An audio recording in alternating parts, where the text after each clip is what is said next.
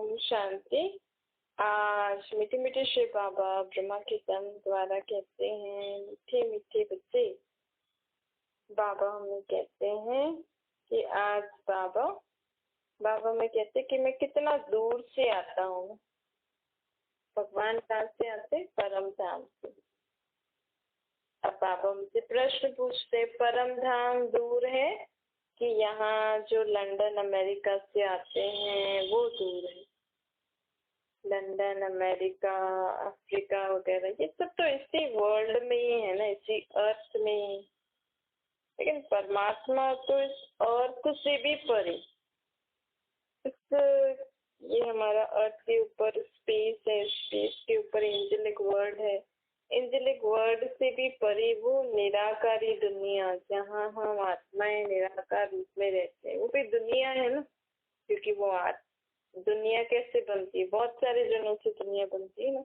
तो वहाँ भी हम सभी धर्म की आत्माएं ऊपर रहते हैं, तो वो भी उस दुनिया से बाबा इस सृष्टि पर आते हैं हमें ज्ञान सुनाने। तो बाबा कितने दूर से आते हैं ना। तो परे से परे दूर देशी कौन हुआ? बाबा कहते, लेकिन बाबा को आने जाने समय में ना टाइम नहीं लगता है। तो यहाँ पे तो विदेश से कोई आता है तो उनको आत्मा को शरीर के साथ आना पड़ता है ना। तो शरीर के साथ तो फिर ट्रैवलिंग करना पड़े, शरीर के लिए खाना पीना, उसके लिए लगेज उठाना, तो ज्यादा देर ज्यादा मेहनत लगती है। पर बाबा तो मेरा आत्मा को ऊपर से नीचे आने में 1 सेकंड लगता है। हम जैसे यहाँ बैठे बैठे बाबा को याद करेंगे ना निराकार रूप में, तो पापा 1 सेकंड में आपके पास आ जाएंगे नीचे। बाबा रहते ऊपर हैं, लेकिन इस संगम युग पे ही हम बाबा को जब भी जहाँ भी आप रात को लेटे हुए आपको नींद नहीं आ रही हो, लेटे लेटे भी आप बाबा को याद करो तो बाबा आपके पास आ जाएंगे। आप बाबा से बात भी कर सकते हो। आप कहीं बैठे हो, वेट कर रहे हो किसी का इंतजार, उनका इंतजार क्या करोगे? नहीं, जिससे हम वहाँ बैठे बैठे भी बाबा को परम धाम में याद करके बाबा को नीचे बुला सकते हैं। आंखें खोल के करना है ये सब। तो बाबा हमें ये जो बाबा का राजयोग मेडिटेशन है ना, ये आंखें खोल करके क्यों सिखाते हैं? क्योंकि ये मेडिटेशन मतलब आत्मा और परमात्मा का कनेक्शन। आत्मा परमात्मा को याद करे और उनसे बातें करे, उनसे शक्तियां ले। कभी भी उसको परमात्मा की जरूरत पड़ सकती है। कहीं बाहर जा रहे हैं, लोग सोचते हैं ना कि भगवान को याद करना, तो उठो पहले, फिर स्नान पानी करो, सुबह शाम का ही समय होता है। कुछ दिन में ऐसे याद करे तो बोलेंगे दिन में भगवान को थोड़ी याद करते, सुबह सुबह याद करते। लेकिन यहाँ बाबा कहते हैं मैं तो तुम्हारा बाप हूँ ना। भक्ति मार्ग में पता नहीं होता था, लेकिन यहाँ तो आत्मा को याद करना है ना, परमात्मा को। देह का तो कोई काम ही नहीं है। आंखें खुली रहे मन। वैसे भी देखो, आपके मन में कोई विचार होता है, आप किसी के साथ बैठे हो, कोई आपसे बातें भी कर रहा है, लेकिन अगर आपके मन में कोई विचार हो तो आप जैसे तो उनकी बातें सुनते हुए भी नहीं सुन रहे। वैसा होता है ना, सबको अनुभव होता है अपने जीवन में। अगर मन में कोई बात होती है ना, तो सामने लोग बैठे हैं बातें कर रहे हैं, लेकिन हम अपने मन बुद्धि से कहीं और ही हैं। इसलिए आप कहीं और बात सोच के क्या करोगे? बात को आप सोच के क्या करोगे?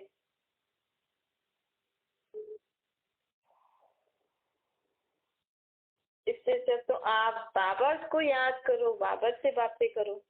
नहीं तो आंखें खुली हो, हम लोगों के साथ बैठे हैं, लेकिन मन बुद्धि से कहीं और है। ये अभ्यास तो सभी को है ना। तो बस अब चेंज करना है।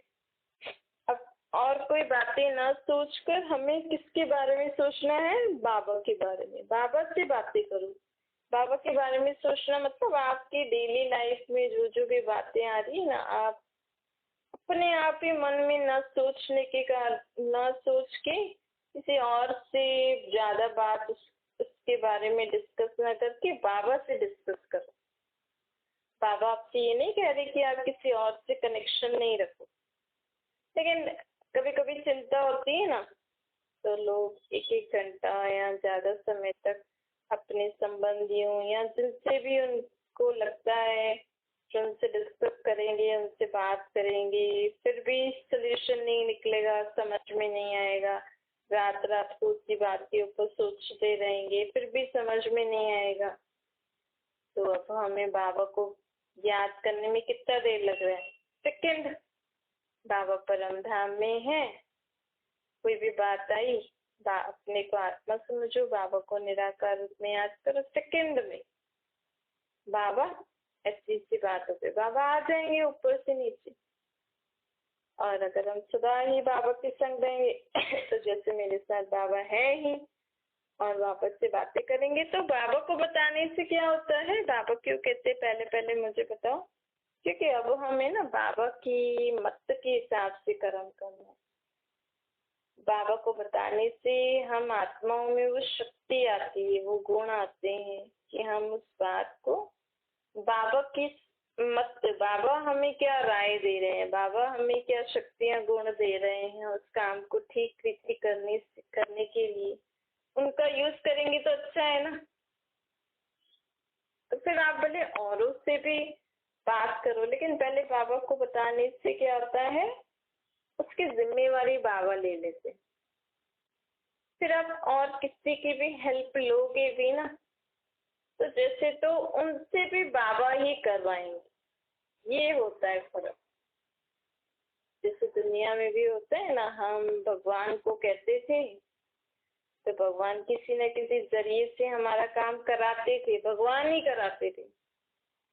लेकिन हम सोचते थे कि ये इंसान ही मेरे लिए भगवान है। मैंने तो भगवान से बोला था आप तो मेरे लिए भगवान बन के आ गए। वो भगवान नहीं बन के आ गए, क्योंकि भगवान को आपने बोला भगवान के पास शरीर नहीं है, तो बाबा भी अपनी शक्तियों द्वारा भक्ति मार्ग में भी हमारी हेल्प करते हैं, बस हम उनको पहचानते नहीं है। भक्ति मार्ग में भी हमारा, अभी जिन बाबा को हमने पहचाना है ना, बाबा निराकार परम धाम निवासी मुझ आत्मा का बाप परमात्मा शिव, इन्हीं से ही भक्ति मार्ग में हम प्रार्थना करते थे। यही हमारी भक्ति मार्ग में प्रार्थना सुनते थे, हमारी मदद करते थे।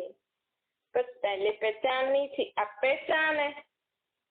तो पहले बिना पहचान के हाथ जोड़ के मन्नत मान के मांग करके और पैसे आदि चढ़ाने के लिए भी कहते थे कि आप मेरी मनोकामना पूरी कर दो, फिर मैं आपके उस मंदिर में आऊंगी, मैं आपको इतना प्रसाद चढ़ाऊंगी या चढ़ाऊंगा।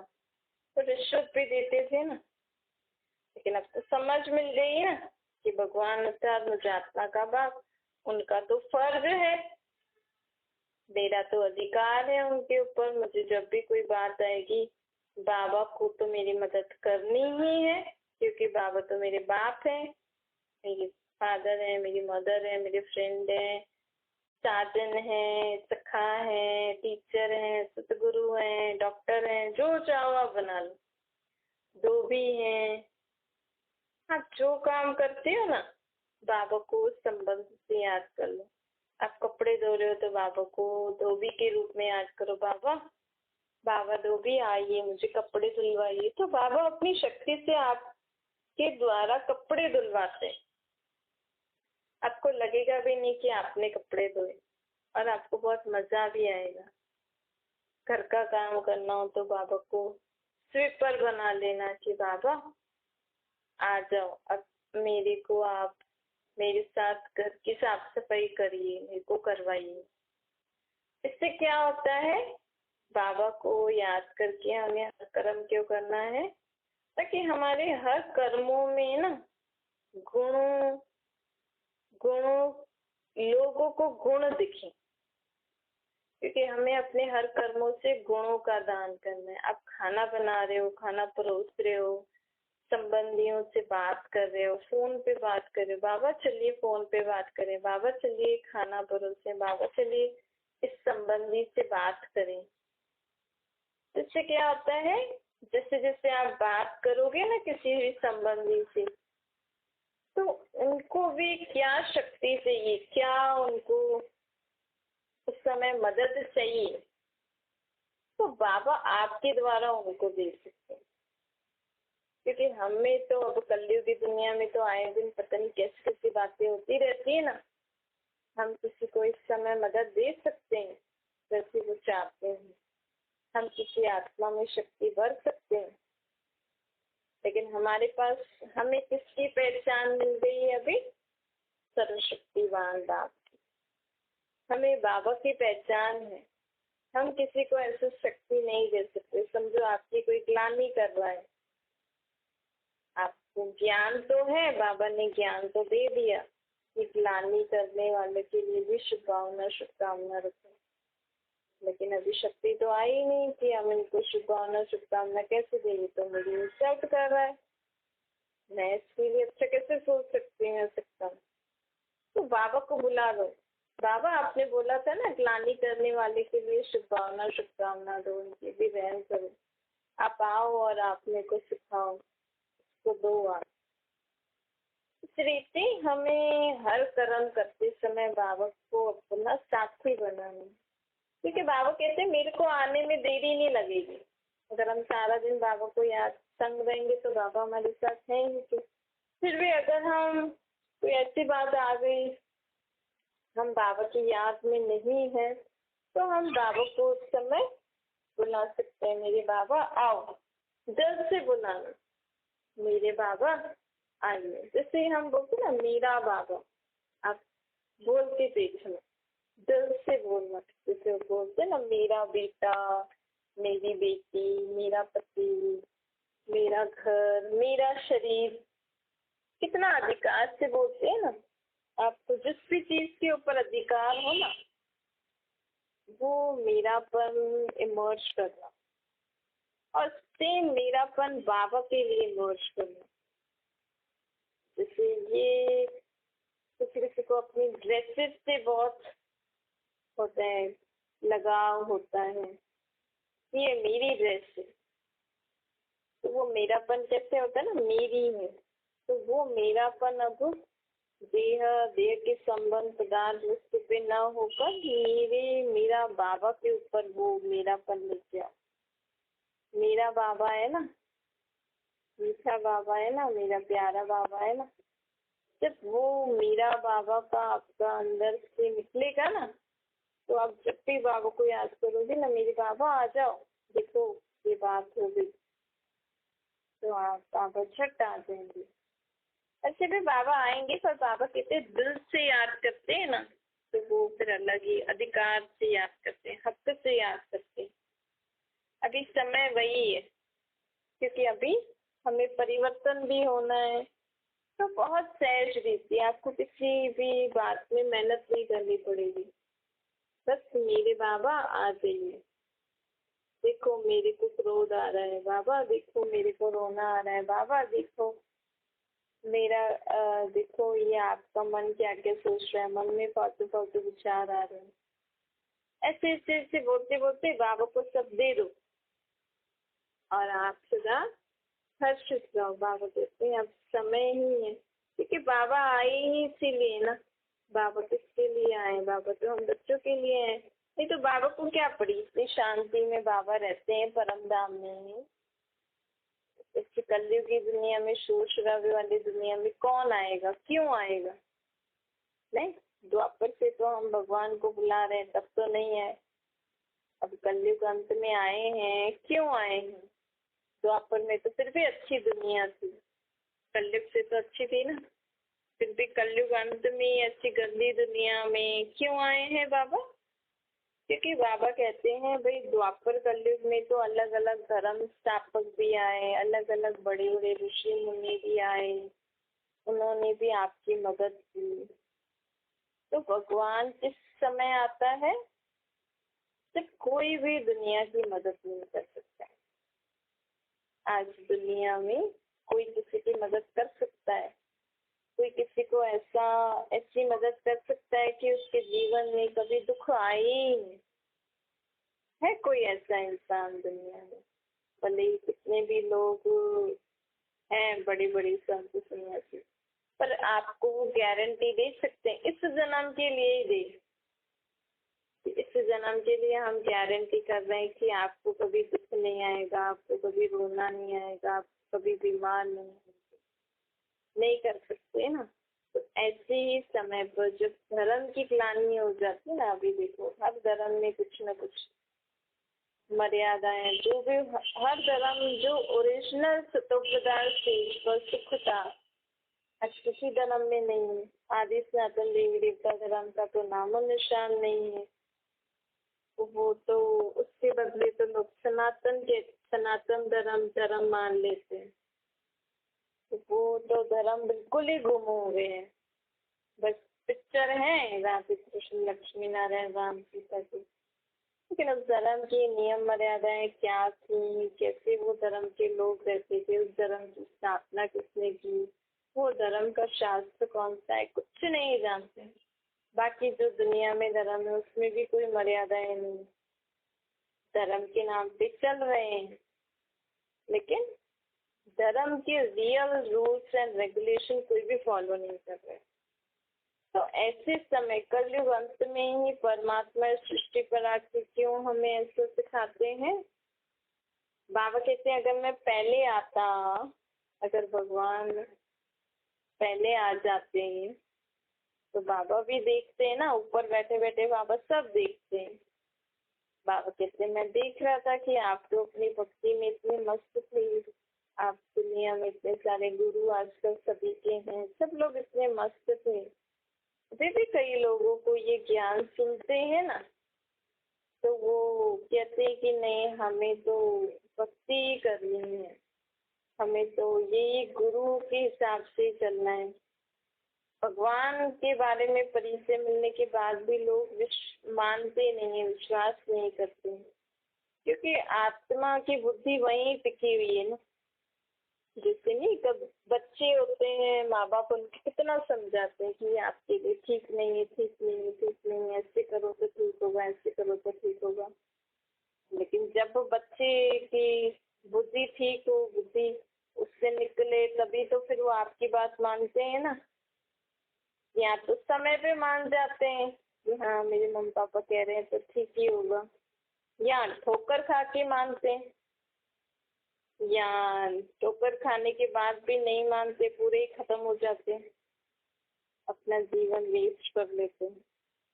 ऐसे ही मनुष्य आत्मा को भी बाबा कलयुग अंत में ही आके जगाते हैं, लेकिन फिर भी उसमें से कोटों में कोई में भी कोई निकलता है ना। तो इसमें हमारा भी कोई दोष नहीं है, क्योंकि उनका पाठ ही है उस समय का। क्योंकि हर धर्म का अपने अपने, हर आत्मा का अपने अपने समय पे पाठ होगा। तो जो इस धर्म की आत्मा होगी ना, वो थोड़ा सा भी ज्ञान सुनेगी ना तो झट आ जाएगी, और अगर इस धर्म की आत्मा नहीं होगी तो समझेगी ही नहीं, फिर भगवान को कभी भी उस रीति याद ही नहीं करेगी। तो बाप भी हमें कहते हैं कि बच्चे मैं आया ही आपके लिए हूँ, और आपने मुझे पहचान लिया है। भाई हम नहीं पहचानते तो अलग बात थी, हमने तो अब पहचान लिया ना। आप अपने आप से पूछना, अपने मन से पूछना, मन बुद्धि से जान लो कि क्या हम मानते हैं कि यही भगवान है जिनको हम ढूंढ रहे थे, यही हमारी मदद कर सकते हैं।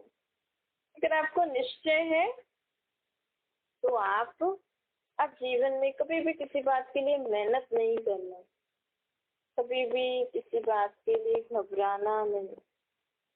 अगर आपको निश्चय है कि यही भगवान है, यही मेरा बाप है, यही वही है जिनको मैं भक्ति में याद करती थी, तो जब भी जीवन में कहाँ भी तकलीफ आए ना, तो तुरंत बुलाना मेरे बाबा, आ जाइए, मेरी मदद करिए। रोज जब भी समय मिले, जब भी कोई ऐसी बात हो, बाबा आज ऐसी बात हो गई, आप देखना कैसे करना है।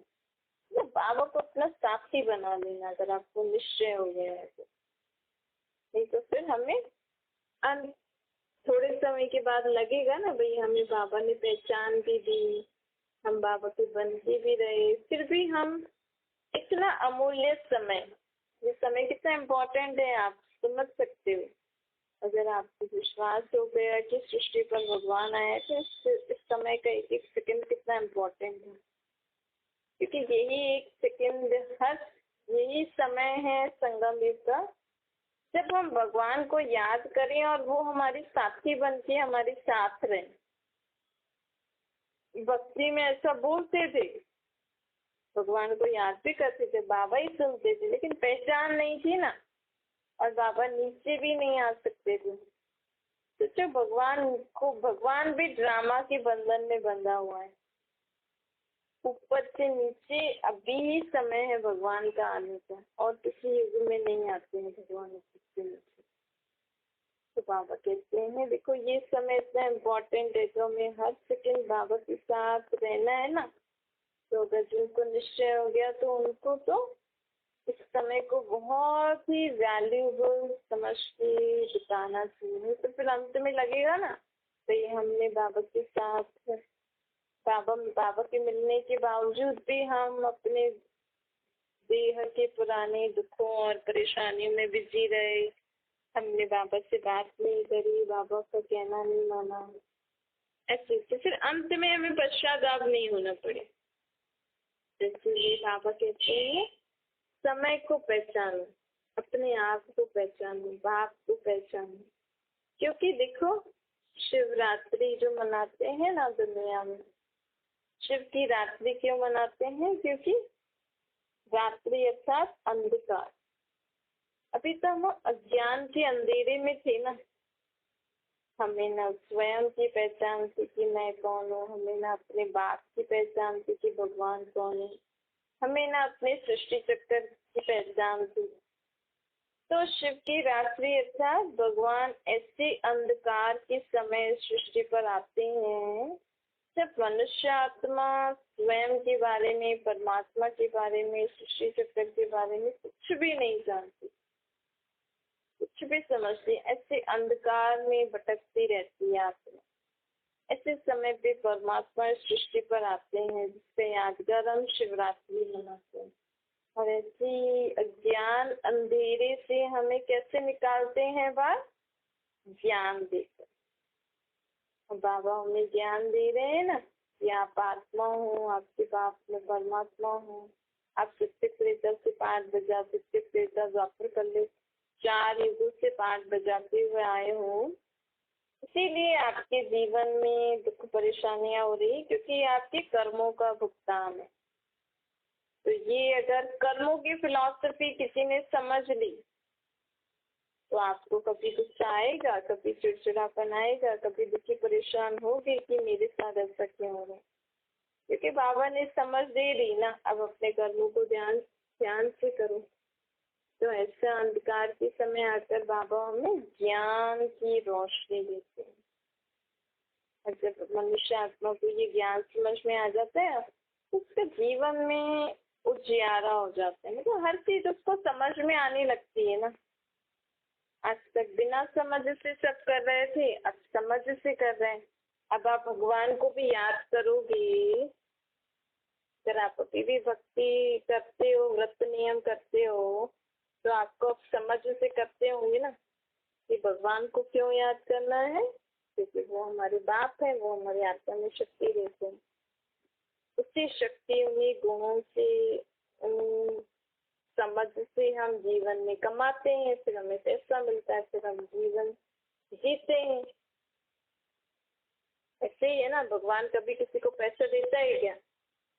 अगर किसी को नोट वाले या ऐसे सोना आदि दे ना धन, तो भगवान के तो सभी बच्चे हैं ना, तो भगवान ऐसे थोड़ी पार्शलिटी करेंगे, ये मेरे इन बच्चों को दूंगा, इनको नहीं दूंगा। भगवान कभी भी धन नहीं देते हैं।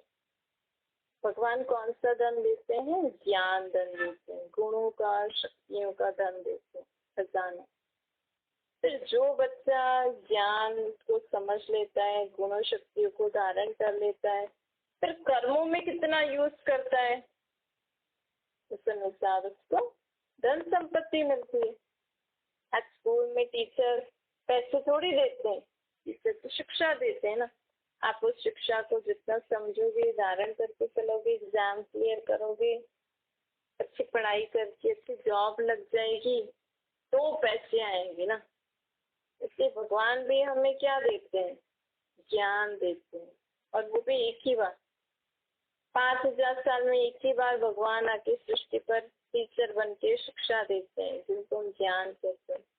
बाप बन के वर्षा देते हैं, सतगुरु बन के श्रीमत देते हैं।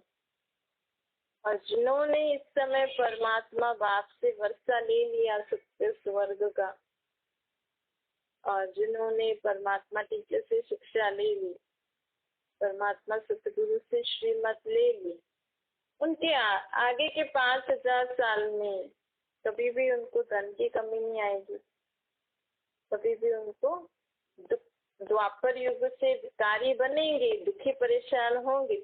लेकिन बाकी जो दुनिया में और लोग जो दुखी परेशान होंगे ना, वैसी हम देव आत्माएं नहीं होती। आज देखो दुनिया में लोगों की क्या क्या हालत है ना, लेकिन फिर भी हम आदि सनातन देवी देवता धर्म की जो आत्माएं है ना, तो देखो कलयुग अंत तक भी कितना ठीक है ना। फिर भी लोगों के हिसाब से तो हमारी हालत नहीं है ना। तो ये हमारे पिछले कल्प का वर्षा लिया हुआ फिर से हम ले रहे हैं। तो इस समय हमें भी बहुत वैल्यूएबल है हमारे लिए भी, और औरों को भी इस समय की वैल्यू के बारे में बताइए कि अब सृष्टि पर कौन आए हैं और क्या कर रहे हैं। अच्छा, मीठे मीठे चुटकुले से बच्चों बुद्धि माता पिता बाप दादा का याद प्यार और गुड मॉर्निंग रूहानी बाप की हम सभी रूहानी बच्चों को नमस्ते। हमारी भी रूहानी माता पिता बाप दादा को याद प्यार गुड मॉर्निंग और नमस्ते। वरदान है समय और परिस्थिति प्रमाण अपने श्रेष्ठ स्थिति बनाने वाले अष्ट शक्ति संपन्न बने। जो बच्चे अष्ट शक्तियों से संपन्न है ना, वो हर कर्म में समय प्रमाण परिस्थिति प्रमाण हर शक्ति को कार्य में लगाते हैं। उन्हें अष्ट शक्तियां इष्ट और अष्ट बना देती हैं। ऐसे अष्ट शक्ति संपन्न आत्माएं जैसा समय जैसी परिस्थिति वैसी स्थिति सहज बना लेती हैं। उनके हर कदम में सफलता समाई हुई रहती है। कोई भी परिस्थिति उन्हें श्रेष्ठ स्थिति से नीचे उतार नहीं सकती है।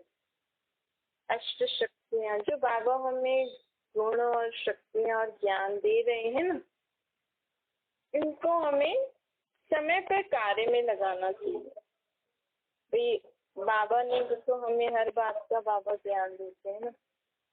तो जब भी हमारे जीवन में ऐसी कोई बात आ रही है, अगर हमें ये याद आ रहा है कि बाबा ने ऐसा कहा था, ऐसा हो तो ऐसा करना, मतलब आप ज्ञान को यूज कर रहे हैं। अगर कोई बात हो जाए आपको सहन करनी पड़ रही है, आप उस समय आपसे सहन नहीं हो रहा है, आपने याद किया कि बाबा ने मुझे सहन शक्ति दी है, मैं सहनशील आत्मा हूँ, मतलब आपने उस शक्ति को यूज किया।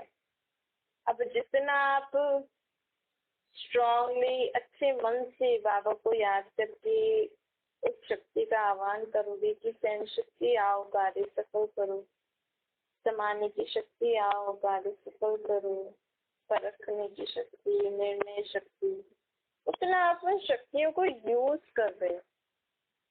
तो जो आत्मा बाबा ने जो हमें शक्तियां दी हैं, अगर जो आत्मा हर शक्ति को अपने कार्य में समय प्रमाण अपने कार्य में लगाकर उसको यूज करने आ जाते हैं ना, तो वो हर परिस्थिति में हर कदम में उसको सफलता मिलती है। और वही आत्मा इष्ट और अष्ट बनती है। दुनिया में इष्ट देव अष्ट रत्नों का गायन है ना, वो कौन सी आत्माएं हैं? जिन्होंने अभी संगम पर परमात्मा जो हमें शक्तियां दे रहे हैं ना, इस संगम पर सिर्फ 8 ही ऐसी आत्माएं हैं निकलेंगी अंत में, जो बाबा की हर शक्ति को समय प्रमाण यूज करके जीवन में सफलता प्राप्त करेंगे। स्लोगन है, जो कर्म हम करेंगे हमें देख और करेंगे। ये स्लोगन सदा स्मृति में रहे तो कर्म श्रेष्ठ हो जाएंगे। सदा ये याद रखना है हमें कि जो कर्म मैं कर रही हूँ मुझे कोई देख देख के मुझे फॉलो कर रहे हैं। आपको लगता है कि कौन देख रहा है, लेकिन हमारे आसपास रहने वाले लोग या कभी कोई अगर आप डेली एक अपने कर्मों को सुधारोगे नहीं तो कभी भी कोई आ गया उनके सामने भी आपके वैसे ही कर्म होंगे। वो आपसे कुछ देख के गए, अगर आप अच्छी रीति से करोगे तो आपसे सीख के भी जाएंगे। तो ऐसे सदा हमें याद रहना चाहिए। वैसे भी बाबा हमें कहते हैं कि आप वर्ल्ड की स्टेज पर हो, सदा ये समझो कि मैं वर्ल्ड की स्टेज पर हूँ। अभी भले ही मुझे ऐसे लग रहा है कोई मुझे नहीं देख रहा है, लेकिन मैं बाबा की याद में वर्ल्ड की स्टेज में हूँ ना, तो जैसे सब मुझे देख रहे हैं, मेरे हर कर्म को देख रहे हैं, तो मुझे देख और भी करेंगे। इसलिए सीधा अपने कर्मों के ऊपर ध्यान देना है, बाबा के साथ